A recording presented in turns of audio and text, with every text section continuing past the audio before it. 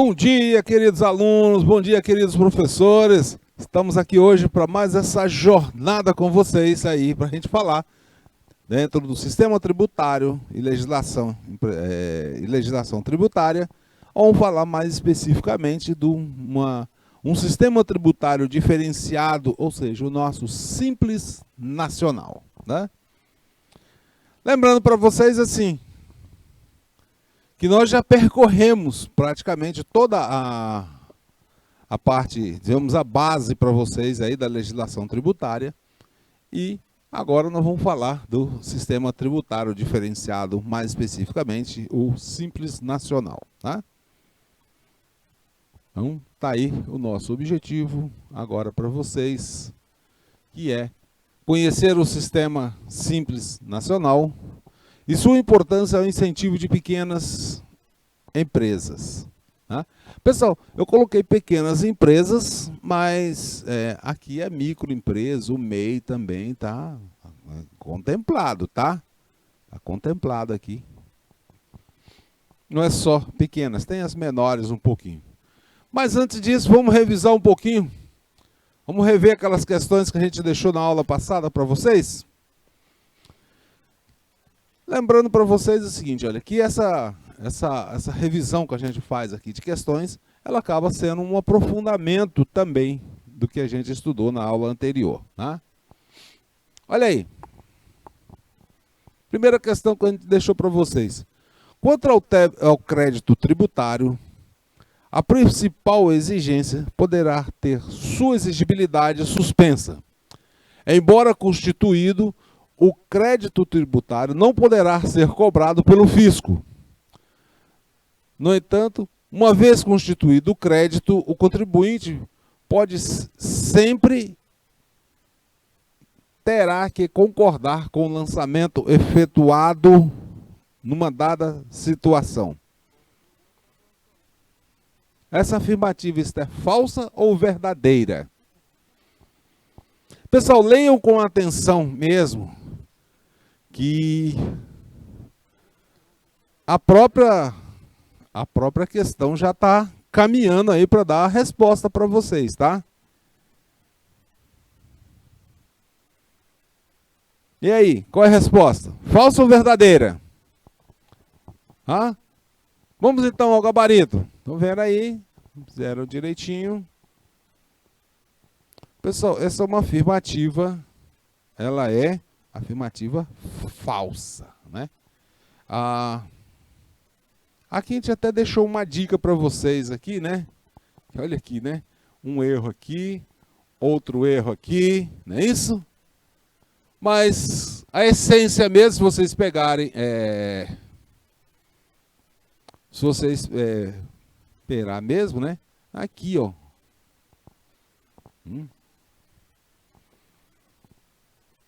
Ó, né? Vamos pegar. O contribuinte tem que concordar sempre com o lançamento? Claro que não, né, pessoal? Tem que concordar sempre? Espera lá, né? E se o fisco errar? A pergunta que vem aqui é o seguinte, que vocês fazem aqui é o seguinte, né?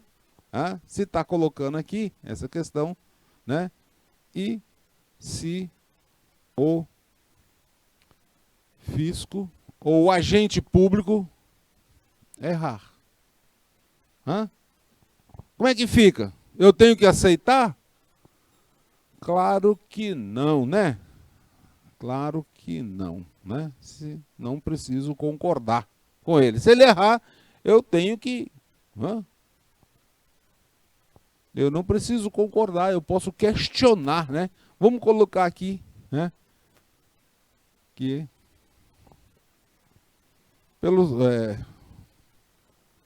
aqui eu posso questionar. Posso questionar, sim. Sempre você pode questionar. E pelo princípio da jurisdição no Brasil, do direito brasileiro, sempre você poderá ir à justiça questionar. Necessariamente não precisa, né? Mas aqui nós temos aqui, ó, que a justiça, né? A gente pode questionar lá na justiça que o fisco fez errado. Mesmo depois que você fizer solicitar uma análise administrativa, mesmo que o fisco coloque lá, não, está feito certo e vai ter que... Você pode ir na justiça e questionar para ver, né? Existe a possibilidade também do fisco errar. Bom, segunda questão, né? Cite quais são as formas que suspendem a exigibilidade do crédito tributário, segundo o artigo 151 do Código Tributário Nacional. Pessoal, aqui é o seguinte, a gente está pedindo só para citar, mas se quiserem comentar, não tem problema. Quem fez comentários, aí não tem problema nenhum aí, tá bom? Vamos lá? Respostas na tela aí, no chat. Vamos colocando aí. A turma de Assunção. Olha, não se acanhe usar o chat, pessoal. O chat é importante, né? Para a gente saber como é que estão, né, o desempenho aí, tá? A turma que está assistindo pelo YouTube também pode ir colocando aí, ó, as suas respostas, tá? Vamos lá, gabarito para vocês, né? Segundo o artigo 151 do Código Tributário Nacional, suspende a exigibilidade do crédito. Professor, o que é esse negócio de exigibilidade, né? Pessoal, imagina assim, né? Para vocês compreenderem o termo, que é importante compreender esse termo aqui, né? Que chama de exigibilidade, certo? Imagina o seguinte, você emprestou alguma coisa para o teu colega, né? João empresta para... Vamos botar aqui, não. João, né? João empresta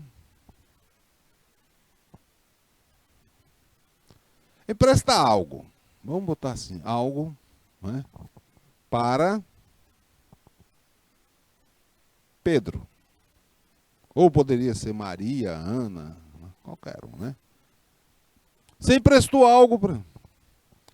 E aí, com esse empréstimo aqui, vamos supor assim, né? Emprestou até uma determinada data, certo? Até uma determinada data que você emprestou. Vamos dizer, você emprestou o carro, a moto, ou emprestou dinheiro, qualquer outra coisa. Quando nós falamos ali, esse termo exigibilidade, ele está exatamente de João pode exigir que Pedro devolva. Ah, professor, agora entendi esse negócio aí, né? Exigibilidade, então, quer dizer que eu posso exigir aquilo que é meu de volta, né? Professor, mas como é que eu faço isso? Olha, né, de diversas formas, né? Uma delas é movendo ação da justiça, né? Vai lá e aí a justiça vai determinar, olha, não é teu, ele emprestou, devolva, né? Então, só para entender aí essa questão do termo, porque muitas das vezes a gente está usando termos e aí podemos ter aí alguns alunos que se acanhem, né, em perguntar o que é, mas é isso mesmo, tá? Olha aí, um deles, né, uma das formas que você tem, né, de suspender é a moratória. Moratória, pessoal, significa assim, olha, eu devo, não nego, e um dia eu vou pagar, né? Ou então a outra forma seria o depósito do seu montante integral. Vamos lá, o fisco lá fez o lançamento, está lá dizendo que você deve, vamos dizer, o fisco está dizendo para você que você deve lá tipo 1.000, né? Isso aí é o fisco, tá? O fisco está dizendo que você deve 1.000, mas você, né, entende que deve ser só 900. Aí você pega e faz o depósito de 1.000 lá, faz um depósito judicial, e aí fala para o fisco assim, olha, fisco, eu não devo 1.000, eu só devo 900, tá? Não venha com essa cobrar mais porque eu não aceito. E aí você fez lá o depósito. E você disse, você está questionando o fisco. Tá? Ele está questionando o fisco. E isso aí vai avançar. Né? Outra forma também, as reclamações e recursos nos termos das leis reguladoras do processo tributário ou administrativo. Tá? Então você não concorda, você reclama lá, entra com o teu, né, pesquisa lá nas leis que regulamenta lá o processo tributário, e aí você entra com um processo administrativo, dizendo, olha, fisco, sinto muito, mas você não está fazendo a coisa certa. Né? E dá lá os motivos e diz como é que é diferente. Aí, aquele crédito lá que o fisco estava achando que tinha, não pode cobrar enquanto estiver em ação. Ou então, você também continua não concordando, mesmo que você foi lá no processo administrativo e o fisco diz, não, você tem que pagar sim. Ora, aqui é o fisco, nós temos poder para fazer. Aí você vai lá na justiça e entra com um pedido de liminar ou em mandato de segurança.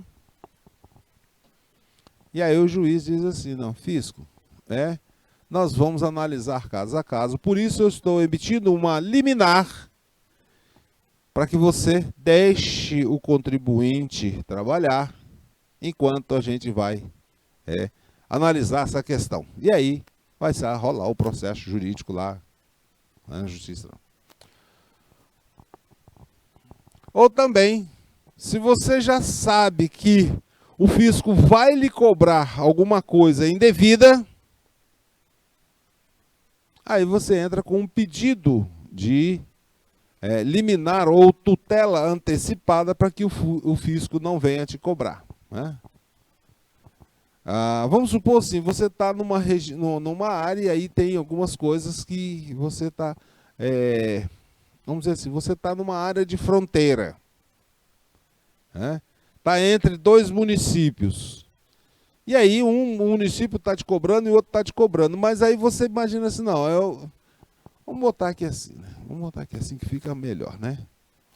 Você tem uma área de fronteira, você tem uma área de fronteira, e aí você tem de um lado o município A, do outro lado você tem o município B. E a tua propriedade, o teu negócio, está exatamente na fronteira. Aí, tanto o fisco A, tanto o fisco A, como o fisco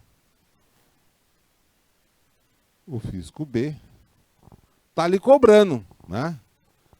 Mas você tem algumas outras coisas que você vai dizer assim, eu prefiro o fisco, eu prefiro aqui, eu tenho preferência aqui, meus entendimentos, que eu sou do lado A.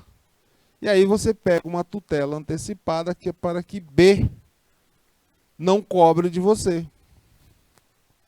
E você tem, no teu entendimento, você pertence ao município A e não ao município B. E aí você pede uma ação, faz uma ação, dizer assim, fisco B, fique lá na tua porque eu sou do fisco. Aí vai rolar o processo até haver a decisão, de quem é a competência ali naquele tributo. Tá?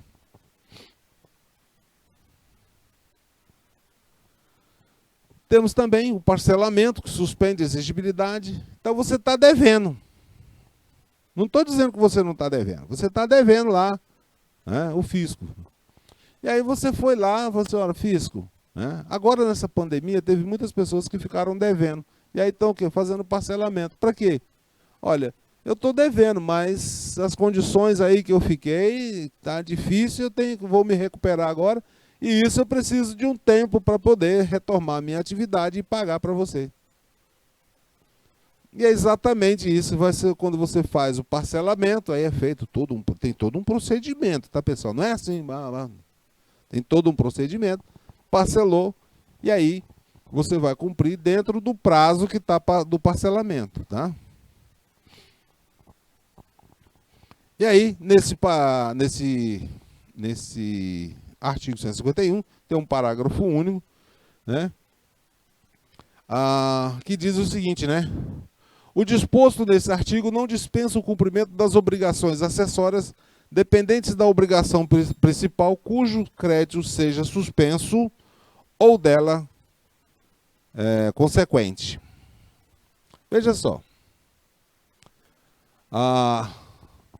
Tem uma série de obrigações acessórias, né, que o contribuinte tem que fazer. Por exemplo, uma obrigação acessória, né, no comércio, né, emitir nota fiscal. Né? A nota fiscal, por si só, ela não gera tributo. É aquele papel que você recebe. O que gera o tributo é o fato gerador de uma mercadoria que está sendo comercializada ali. Ou transferida para outro local. Mas a nota fiscal é uma obrigação, é um registro que você está fazendo para lá. Ou então, tem outras, né, de fazer o controle de estoque, de entrada e saída, dos inventários, essas coisas, tudo para o fisco. Tem uma série de exigências fiscais, né, acessórias que você precisa fazer. O não cumprimento de uma exigência, por exemplo, a não emissão da nota fiscal gera multa, porque se saiu a mercadoria sem nota, então multa pode ser multada.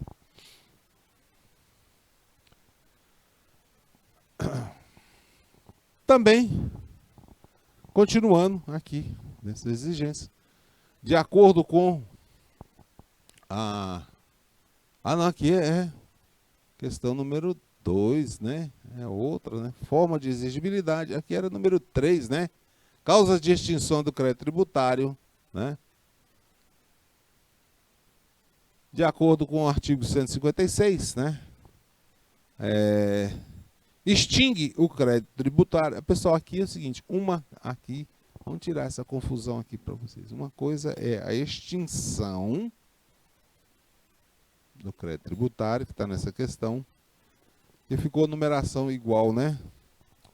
E a outra coisa aqui é suspensão. Suspensão significa você continua devendo, está questionando, né? Ou então você parcelou ou tem uma moratória. A outra questão é a extinção. Aqui, não me engano, então, aqui tem que consertar isso aqui, que é a questão número 3, né? Certo? Então, quais são as causas de extinção? Aí é acabar mesmo com o crédito, né? Vamos lá? Olha aí. De acordo com o artigo 156 do Código Tributário, extingue-se o crédito tributário, o pagamento. Olha, se você tem um débito, está devendo, pagou, acabou, né? Não estou mais devendo. Isso é o óbvio. Mas está lá no artigo, e é o óbvio, tem que estar lá também, né? Outro seja lá a compensação. Vamos supor assim, que João deve para Pedro R$1.000. E Pedro deve para João R$1.000. Olha, eu estou devendo R$1.000 e tenho para receber R$1.000 da mesma pessoa. Então posso fazer uma compensação. Olha, você, né, quando fazer um encontro de conta aí, você me paga e eu te pago, né? A transação também é muito parecida com a compensação. A remissão, tem a prescrição e a decadência, e a conversão de depósito. Lembra aquele depósito que você fez lá, né, na suspensão? Aí agora é o seguinte, né? Você apurou lá os valores exatos, aí transforma aquele depósito em renda, aí é pago, tá? Né? Ou então também tem o pagamento antecipado do tributo, né? Quando é feito a declaração por homologação, fez o lançamento por homologação, e aí nos termos do artigo 150, né, parágrafos 1º e 4º, diz lá que esse pagamento antecipado tem lá. Tem também a consignação em pagamento, nos termos do parágrafo 2º do artigo 164, eu dou um bem aí em consignação, né? Decisão administrativa irreformável, que é assim efetuada, entendida na definida órbita, definida na órbita administrativa, que não mais possa ser objeto de anulação. Seção, aqui, essa decisão administrativa aqui, ela é do fisco, né? Professor, mas o senhor disse que eu posso... Ô menino, peraí, né? Se o fisco está dizendo para você que você deve para ele lá um tanto e você não concorda, mesmo que ele tenha uma decisão administrativa, você, contribuinte, pode ir à justiça, né, para questionar na justiça, e aí vai ter um julgamento lá pelos tribunais, certo? Mas se a decisão administrativa foi lá e disse assim, olha aquele crédito tributário que a gente estava lá, não mais precisa pagar. Pera lá, né? Eu sou contribuinte, eu não vou na justiça dizer, não, fisco, eu quero pagar porque eu sou bonzinho, eu gosto de pagar os tributos. Não, não é bem assim. Não é bem assim, tá? Então a decisão administrativa está lá, e aí decidiu. O fisco não pode voltar mais atrás. Ele deu a decisão, né, irreformável, que você não deve mais, então acabou o crédito tributário, tá? Não tem ação anulatória. O fisco não pode fazer ação anulatória aqui, né? Não pode ser objeto de anulação. A decisão foi dada lá pelo fisco, então não pode entrar na justiça mais. Ou então, se tem uma decisão judicial de que você não deve o tributo. Você não lembra que você foi lá na justiça dizer, olha, fisco, está errado isso aí? Né? Aí, quando foi lá na justiça, lá no processo judicial, foi lá e disse que você não deve, então você acabou, morreu o assunto, extinguiu. Né? Ou então, você tem um imóvel, mas está sem condição de pagar, e aí você pode ir lá, no fisco, e dizer assim, olha, eu não tenho que pagar, eu não tenho com que pagar, a única coisa que eu tenho aqui é o terreno, é a casa, alguma coisa assim, né? Mas tem que lembrar o seguinte, pessoal, né? Essas condições estão previstas em lei, tem que estar prevista em lei, tá? Professor, então, não pode não, se não tiver a lei que estabeleça essa regra para você dar um bem, você não pode fazer, e o fisco não pode receber. Tem que ter uma lei que diz quais as regras que têm que ser seguidas, tá bom? Então, com isso, nós já finalizamos essa revisão passada das questões. Podemos começar a falar um pouquinho agora com vocês sobre o sistema tributário diferenciado, ou seja, o Simples Nacional. Pessoal, tudo que nós falamos sobre tributos, né, fato gerador, previsão legal, lançamento, homologações, né, de lançamento, crédito tributário, tudo vale aqui. É as mesmas regras. Só que, quando nós falamos de tributo no Simples Nacional, né, vale a regra geral, que é o sistema tributário, tudo que estava lá, lançamento e tal, tudo vale. Porém, aqui nós estamos dizendo o seguinte, olha, como se trata de um direcionamento para empresas de pequeno porte e para microempresário, é uma condição diferenciada, tá? É um tratamento diferenciado que é dado pelo sistema Simples Nacional, tá? Então, tudo que está relacionado com o que a gente começou sobre tributos vale aqui. Ô, professor, dá um exemplo desse negócio aí que pode ser diferente. Imagina só, né? Vamos supor o seguinte. Você tem determinado produto que o ICMS, vamos dizer que seja 18%. Né? Aqui pelo Simples Nacional, né? Pelo Simples Nacional, não é 18%. Então é 18 menos um X lá, tá? Menos um X que vai ser. Né? Então, no Simples Nacional vai dizer que alguma coisa assim, 18% é menos um X. A mesma coisa para o imposto de renda e outras contribuições, tá? Então, vamos conhecer esses detalhes aqui? O sistema Simples foi disciplinado pela Lei Complementar 123 em 2006, né? No momento em que se instituiu o Estatuto Nacional da Microempresa e Empresa de Pequeno Porte. Então vocês viram que a gente está falando lá, que a gente falou lá de empresas de pequeno porte, mas o microempresário também está no meio, tá?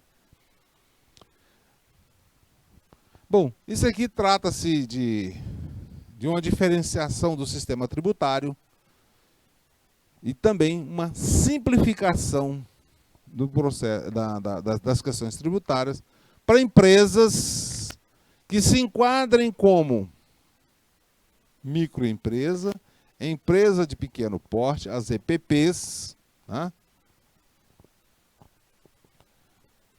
E que está tratado lá na lei, né? Então estão ligados assim.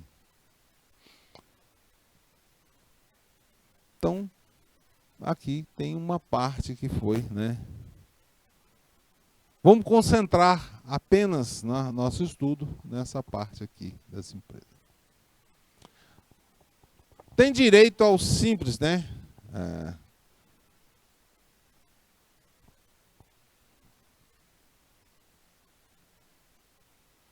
Então, esse formato aqui do sistema tributário diferenciado, veja só, pessoal, nós estamos falando que continua como um sistema tributário diferenciado e que é relativo à apuração e recolhimento de impostos e contribuições, de competência de quem? Da União, dos Estados, do Distrito Federal e do município. É uma legislação que abarca, né, várias competências aí, né? Então vai ter tributo federal, estadual e municipal mesmo, né?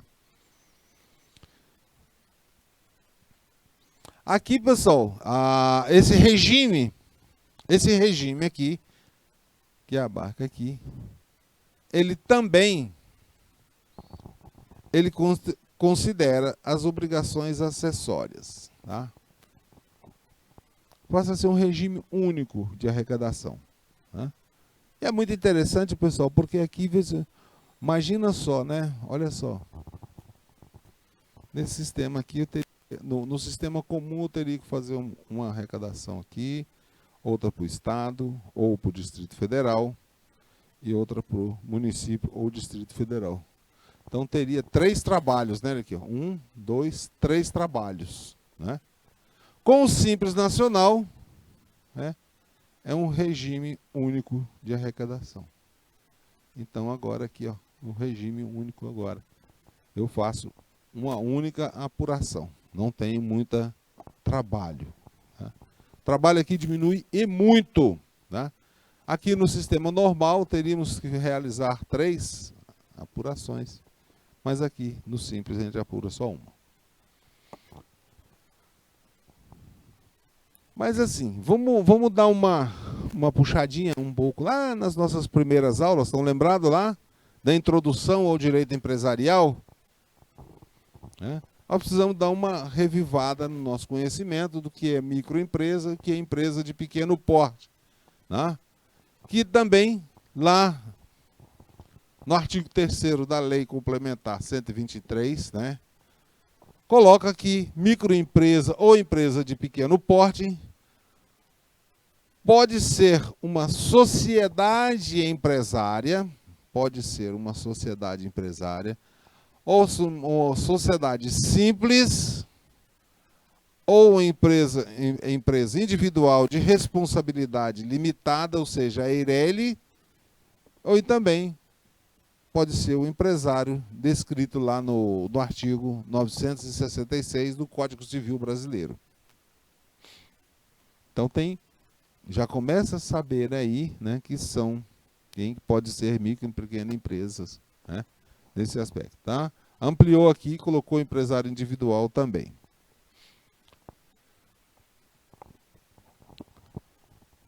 Colocando aqui uma questão para vocês, tá? Seriam todas as atividades passíveis de serem enquadradas como microempresa ou empresa de pequeno porte para fins de adesão ao Simples Nacional? Ou há algum ramo de atividade econômica ainda não contemplada na Lei Complementar 123 de 2006? Então, são duas questões aqui de reflexões para vocês, né? A 1 e a 2. Duas reflexões aí.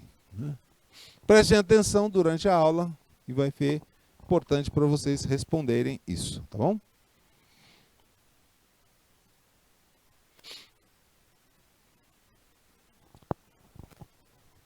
Olha aí.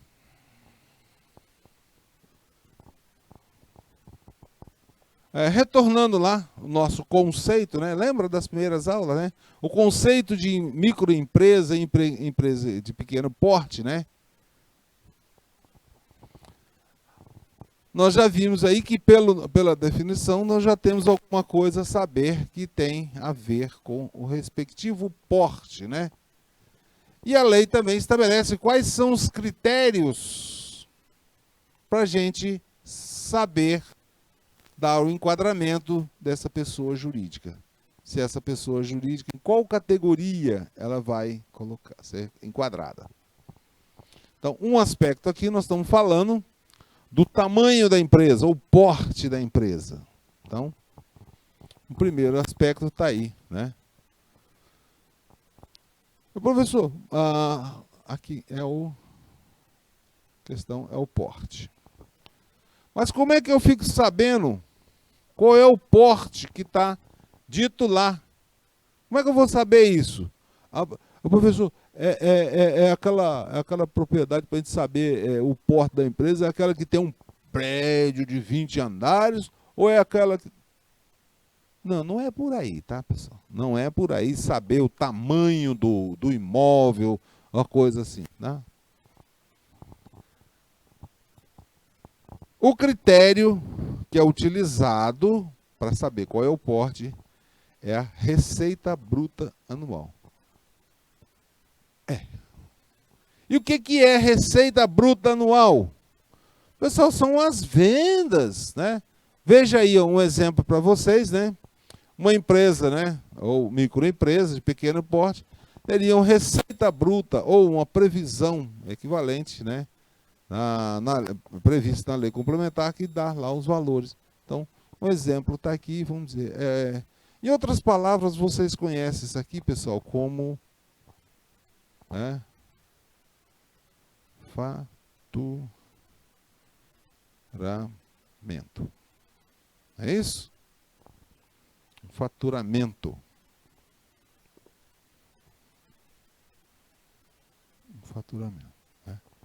Quanto é que você vendeu mesmo? Ou então pode ser dito aqui também, né? Ou seja, as vendas, tá? As vendas, tá? Lembra, tentando para vocês, que é a venda bruta anual, tá? Bom? É a venda bruta anual. Dica para vocês aí, né?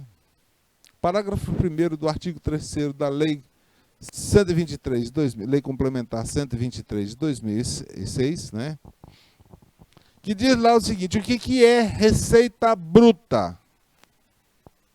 Então aqui diz o que é receita bruta. Está lá previsto na própria lei complementar, tá, pessoal? Está previsto na lei complementar o que é a receita bruta. É o produto da venda de bens, serviços, na operação de conta própria, o preço dos serviços prestados e o resultado das operações em conta alheia, não incluídas vendas canceladas ou descontos incondicionais concedidos. Pessoal, então você tem aqui, vamos supor o seguinte: receita bruta, você tem lá nota fiscal número 1, faturamento, né? R$1.000, né? Nota fiscal número 3, né? Faturamento 800, né? Aí nota fiscal número 4, aí coloca os valores e puxa. Né? Vamos supor que essa nota fiscal número 4 seja o valor de 100, não é isso? Aí ele fala isso aqui, né? Não incluídas as vendas canceladas. Então a nota fiscal, vamos dizer, o cliente desistiu ou houve um erro, ela foi cancelada. Então eu tenho que tirar essa nota fiscal aqui na soma. Então minhas vendas ali vai ser só 1.800. E essa é a receita bruta nesse caso aí para vocês, tá bom?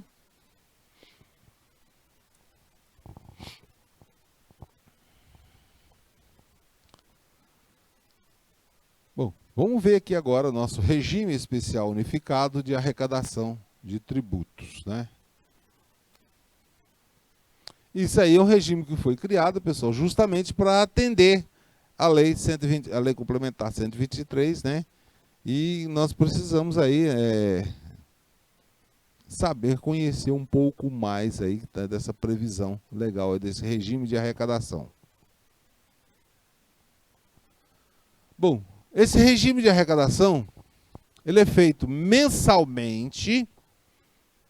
Vamos aqui, vou destacar, né? Olha, é feito mensalmente por intermédio de documento único de arrecadação dos seguintes tributos. Então, eu vou fazer apenas uma guia para pagar. Um documento de arrecadação pronto, tá? Então, incluído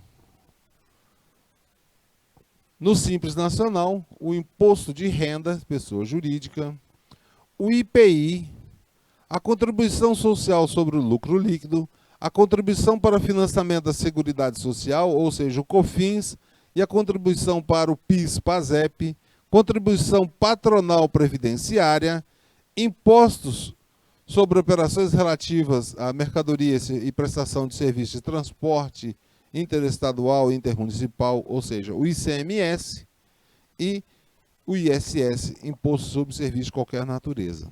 Veja, pessoal, que aí agora, né, juntou tudo para fazer uma única guia. Olha só, pessoal, olha só, a quantidade de documentos, que são feitos na empresa que não está no Simples, né? Vamos colocar a numeração? Melhor, né? Então, vamos numerar isso aqui, vai ser assim, ó. 1, 2, 3, 4, 5, 6, 7, 8. 8 tributos. No regime normal, que não seja o regime do Simples, você teria que fazer 8 guias para recolhimento. 8 documentos de arrecadação. E ainda mais, né? Distinguindo aqui, ó, o que é do município, o que é do estado e o que é da União. E ainda mais, né? Da Previdência também, tá?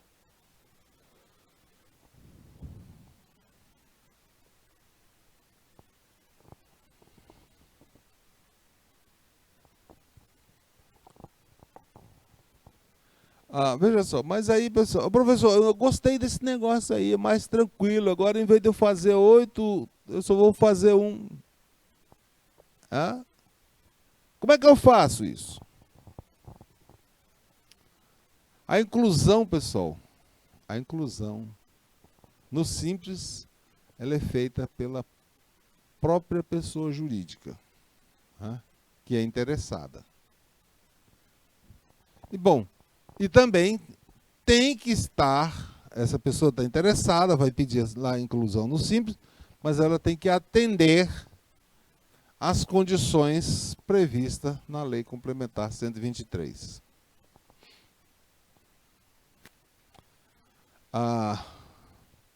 Importante que vocês saibam o seguinte, pessoal,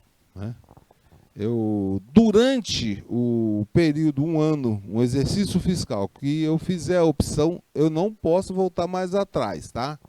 Porque uma vez feita a opção, eu não posso pedir para sair, né? Mas, se eu pedir para o Simples, eu posso pedir para o ano seguinte, mas para aquele ano eu não posso mais. Porque, pessoal, nós vamos ter aqui tributos, olha aqui, ó, que tem aspectos, né, de continuidade, como o imposto de renda sobre pessoa jurídica, a contribuição social sobre o lucro, que também tem interferências, né, ao longo do ano. Eu trouxe para vocês aqui, porque esse anexo é um pouquinho longo, tá? A Lei Complementar 123 e o decreto também 8.538, que regulamenta a lei complementar. Está aqui os links para vocês, tá? Poderia trazer para vocês aqui para colocar, mas se eu for colocar aí são centenas de artigos, a gente vai passar o dia todo lendo a respeito desses artigos e não vai ser tão produtivo. Então, saber que vocês têm lá uma tabela. Vocês têm uma tabela lá no complemento que pode atualizar. Lembrando para vocês que quando vocês fazem a busca lá no site do Planalto, ele vai colocando as atualizações, tá? Lá no site do Planalto. Por exemplo, vamos supor o seguinte, olha, o artigo aqui não foi mais, foi revogado o artigo tal, né? Aí ele risca o artigo assim, né? E se foi substituído, aí ele vai escrever de novo. E aí lá na frente ele coloca assim, nova redação, alguma coisa assim, tá?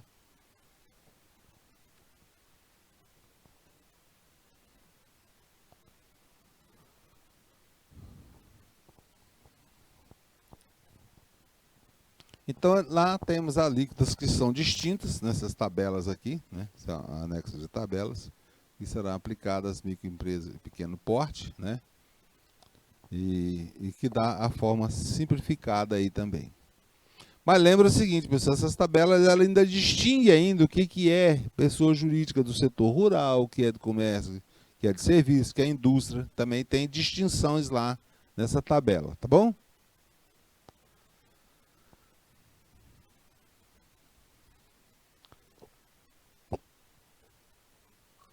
Nós estamos falando para vocês aí que microempresa, empresa de pequeno porte, né?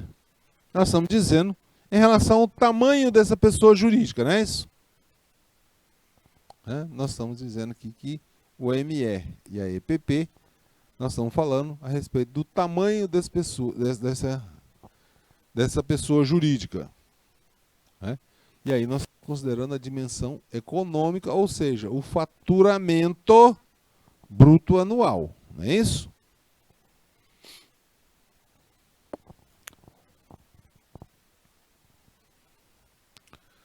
Veja só, mas acontece o seguinte, as empresas, né, uma vez constituídas, elas não ficam paradas no tempo, né? E a opção que se faz, né, nós temos que observar que um crescimento médio dessas empresas, que é feita a atualização periódica por faixa de faturamento. Então você vai ter um valor de faturamento e ele anualmente é feita uma atualização desse valor aí, né? E aí vão ter a cada ano nós vamos enquadrar em faixas que pode ser diferente, tá?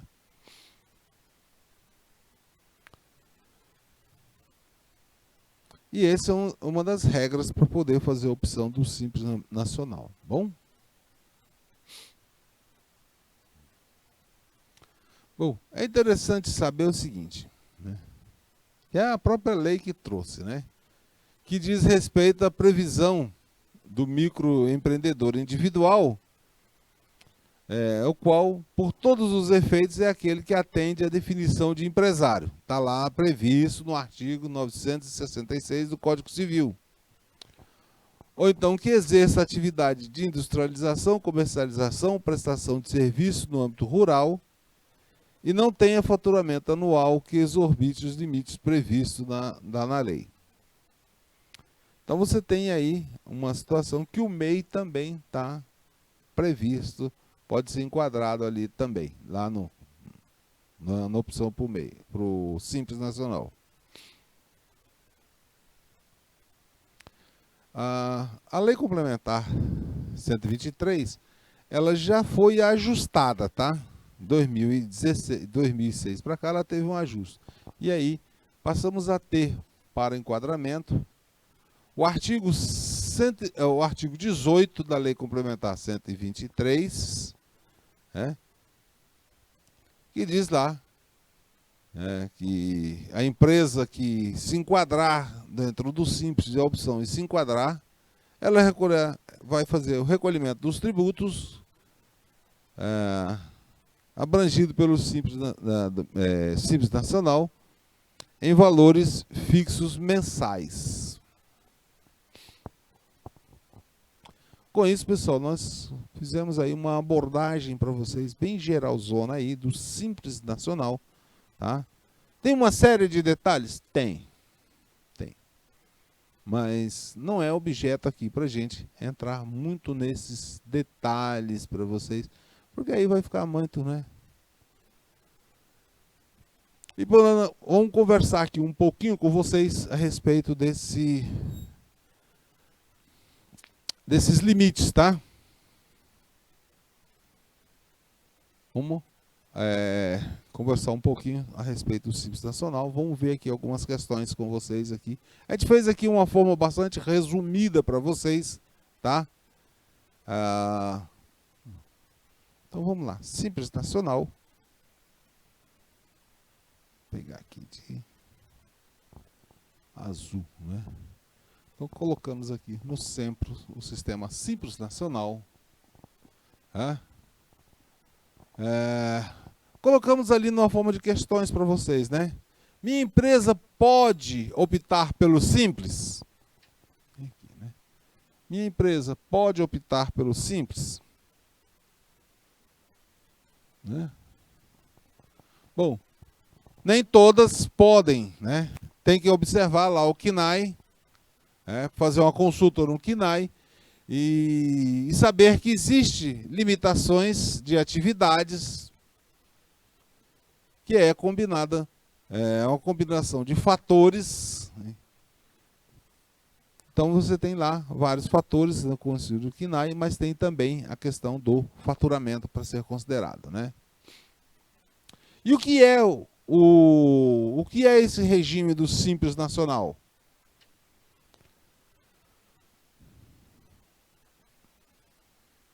Pessoal, esse é um regime que pega aí, né, os tributos, né, tanto em contribuições, né, combinando aí taxas, contribuições, né, de atividades da administração, tanto federal como estadual e municipal, né? E é administrado pela Receita Federal, o Simples Nacional administrado pela Receita Federal. Professor, mas não tem o ICMS, não tem o ISS aí que é do estado e do município? Tem. Mas aqui, pessoal, por questões para não haver duplicidades, né, quem administra esses tributos é a União. E a União, ao estabelecer, fazer esse controle, né? E depois ela tem a divisão desses recursos. Não fica lá só na União, tá? Depois é feito os repasses proporcionais aí para estados e municípios, né? E quais são os benefícios que a gente pode ter? Olha aqui, quais são os benefícios? Primeiro benefício, pessoal, é o recolhimento em guia única e que abarca aí 8 tributos. E também você pode fazer uso do SPID, ou seja, um sistema de escrituração que está aí colocado para todas as empresas, micro e pequenas empresas que queiram participar. É um sistema de escrituração público.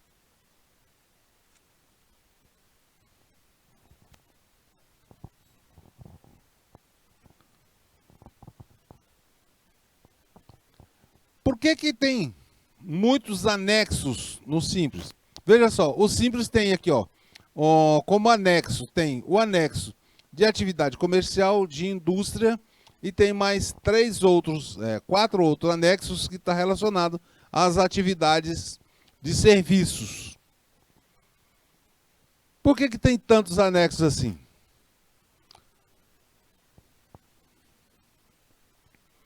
Porque assim, pessoal, se tivesse feito um Simples, né, e que ficasse tudo junto, não tivesse essa separação de atividades, imagina só, indústria, comércio, serviços, né?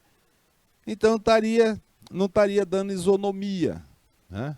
Não estaria dando equidade de tratamentos. Ô professor, como é que é esse negócio de equidade de tratamentos? Imagina o seguinte, vamos fazer aqui uma linha aqui. Vou fazer aqui uma linha, tá? Vamos supor que aqui é um muro, tá?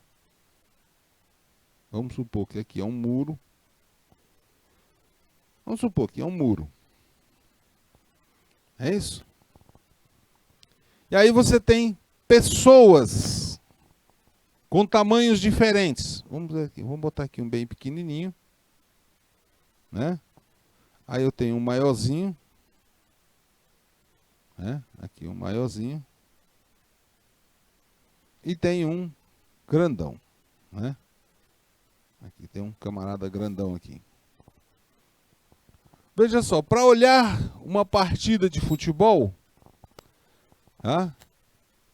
Por esse muro aqui, quem é que vai estar assistindo essa partida de futebol? Só o grandão aqui, não é isso? Esses dois aqui não, né? Esses dois aqui vão estar de fora. E aí imagine só que você tenha caixotes. Vamos botar aqui mais largo isso aqui. Que você tenha caixotes, 3 caixotes, que você possa colocar aqui. Cada um recebeu um caixote para colocar embaixo. O primeiro aqui, pessoal, não vai precisar, né? Vamos ver? Então, vamos tirar esses caixotes aqui. Vamos botar esses caixotes aqui em cima. Ó. Vou ter um caixote aqui. Então, o primeiro aqui não vai precisar. O primeiro aqui não vai precisar. Né? Não precisa de caixote. Nós temos 3 caixotes. Nós temos 3 pessoas, a A, a B e a C. Então, a pessoa C não precisa de caixote. Então, está lá normalzinho. A pessoa... vamos pegar esse outro aqui. Vamos botar 4 caixotes aqui. Então, nós temos 4 caixotes que fica melhor, senão não vai dar. A pessoa B, se eu colocar um caixote, ela vai subir e vai ficar aqui em cima, né? Aí ela consegue visualizar igual lá o outro. Então, esse aqui foi para a pessoa B. Agora essa outra aqui que precisa um pouco mais, então ela vai receber o quê? 1, 2, 3 caixotes. Então ela vai ficar aqui em cima, né? Vai ficar aqui em cima. Então aqui o caixote foi para A e para A. E isso, pessoal, é o que a gente está colocando lá de equidade. Tá? Não é igualdade, equidade, porque assim são tratamentos diferenciados. Então as pessoas que precisam ter diferenciação. Uma empresa de serviço, ela tem uma característica, uma empresa industrial tem outra característica e uma atividade comercial também tem outra característica. Por isso se é feito aqui essa divisão todinha. Deixa isso aí mesmo, né? Certo? Então, com base nisso, tem vários tratamentos para que a gente tratamentos diferenciados que pode, né? E com essa divisão dos anexos, né, o governo tenta fazer uma justiça tributária com relações às atividades, né? Mas tem algumas atividades que ainda não se enquadram no simples, né? Pessoal, não seria justo, né, colocar um banco, um corretor de imóveis lá no simples, né? Imagine, né? Não dá, né, para eu colocar. Então o simples não aceita lá, nem bancos, nem corretor de imóveis. Tem outros também, lá na legislação tem algumas que colocam, algumas lá que não entram lá, tá bom? Bom, como é que a gente faz para solicitar o simples? Para solicitar o Simples Nacional, basta você fazer uma opção, né? Por intermédio aí de um profissional de contabilidade que faz essa solicitação. Mas lembre uma coisa, né? Você não pode fazer e desfazer. Quando você fizer, tem um prazo para você fazer no início do ano, e aí se você passar daquele período, você não pode fazer mais a opção, só no ano seguinte, tá bom? Nós estamos no limite desse tempo, vamos dar uma pausa e volto com vocês daqui a pouquinho.